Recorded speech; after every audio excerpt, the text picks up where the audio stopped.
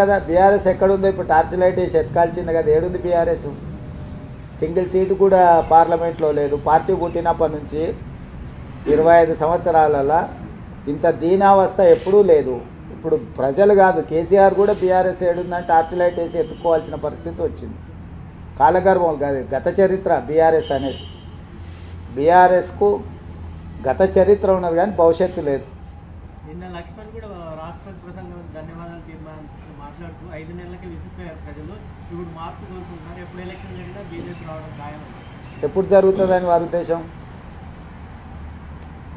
ఏమో మీ మీద మరి అంత నమ్మకం ఉంది, ఎప్పుడైనా జరుగుతుంది వాళ్ళ కోరిక. ఉత్తరప్రదేశ్లో వాళ్ళ ప్రభుత్వం మొన్ననే వచ్చింది, ఏం జరిగింది?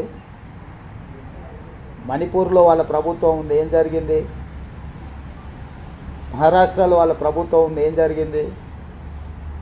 ఇట్లా వివిధ రాష్ట్రాలలో భారతీయ